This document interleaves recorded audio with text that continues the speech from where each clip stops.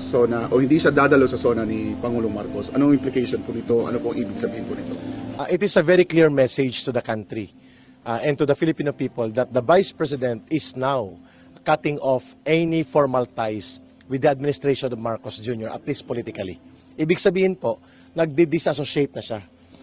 Umiiwas na siya na maging kabahagi pa ng isang very dubious and now clearly morally bankrupt and incompetent na gobyerno ni Marcos Jr.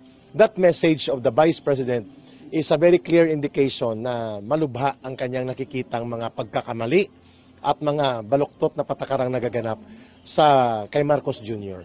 At isa sa nakikita ko dyan na dahilan, ang nangyayari ngayon na parang police state ang Davao City. Hindi nirerespeto ang rule of law, ang mga duly elected civilian officials hindi kinikilala, even the mayor. Ang pag-atake at paglusob sa mga civilian and worship compound, sa mga pribadong property, ang pangbabastos sa Kingdom of Jesus Christ kay Pastor Kibuloy, ang lahat ng mga bagay na ito at iba pang mga pagkakaroon ng questionable at mapanupil na uri ng pamumuno ni Marcos Jr., I think nag-pile up na rin yan sa loob ng ating Vice Presidente. So ang sinabi niya na hindi siya mag-attend sa isang formal na pagtitipon ng parang isang state gathering of leaders sa State of the Nation address sa darating na July 22, ay pagpapakita na siya ay she's drawing the line. Sir, dapat bang magising si Pangulong Marcos? Dapat siyang mauntog.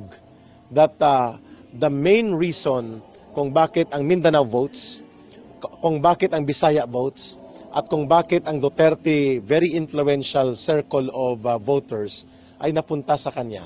Dahil yan sa ang kanyang Vice Presidente si Sara Duterte. Dapat siyang mauntog at maalimpungatan itong si Marcos Jr.